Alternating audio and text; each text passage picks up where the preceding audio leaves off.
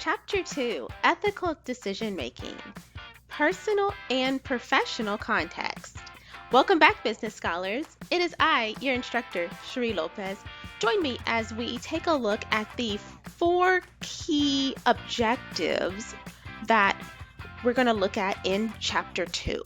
So this video can be used in a variety of ways. So you could be the person that's looking at the video on the front end before you do your reading and before you kind of glance through the PowerPoint, which I recommend, by the way. It's going to really hit home like those steps in the ethical decision-making process. Or it could be that you're looking at this video before you sit down to take your midterm exam. Maybe you're even like looking at it as a quick refresher before you do your final project, just to kind of get some ideas of some companies that you could feature in that very last assignment that we have. The plan for these videos is to try to keep them really short. My goal is to try to keep them around 5 minutes, shorter if possible, because what I'd like to do is kind of provide that just-in-time support for those sticky elements that seem to give people trouble as a class, as well as draw greater attention to these items that are going to be on, your upcoming exams and that tie into your upcoming and past assignments. Sound like a plan?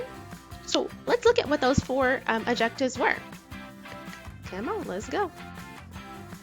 So you'll see them here in the PowerPoint, and I got to the PowerPoint from our Canvas page. So if you go in from the dashboard, I was going to say discussion board, the dashboard, find our class, and your screen may look different than mine because I have more than one class coming up.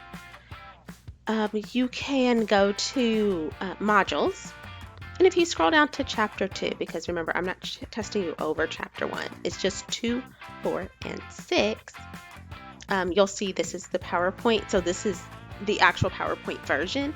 For those of y'all that do not have Microsoft PowerPoint, I took that presentation and I converted it to a PDF, so that way you don't have to go download the software or try to use a different device. You can access it as a PowerPoint, as a PDF document.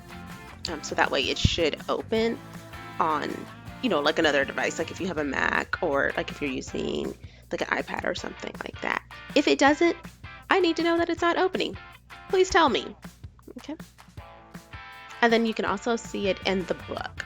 So in our ebook, ranging from page 37 all the way to around page 68, that's where it's going to cover chapter 2. So it's going to hit those 4 objectives. Your key terms are going to be in there.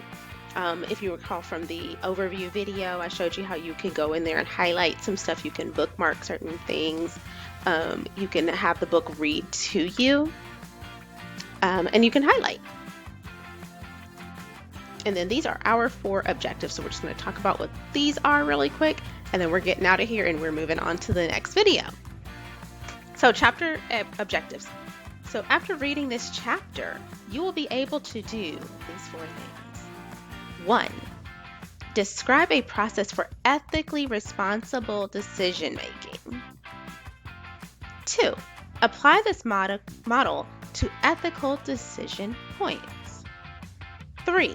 Explain the reasons why good people might engage in unethical behavior. And lastly, objective 4.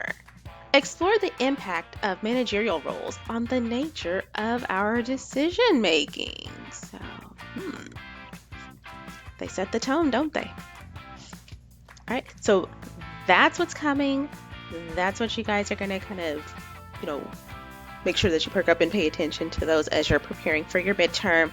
So the plan is, I'm actually working on getting that programmed now, and then I'll get that released within the next day or so.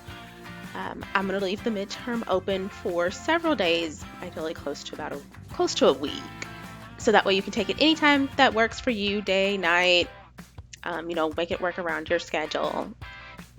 just as long as I get it by next Sunday, we'll be in business. Don't feel like that you have to rush and take it, tomorrow or Tuesday. Take your time, review the content, make yourself a study guide, look at the PowerPoints, look at the little short videos that I'm going to be posting throughout the week. Go in there and do your thing. The exam's going to be like a mix of multiple choice, true, false, and a couple of fill in the blank questions. So nothing too extensive. I'll probably keep it somewhere between 20 and 30 questions because again, I got to manually program it and that takes a while. I'm not going to go over 30.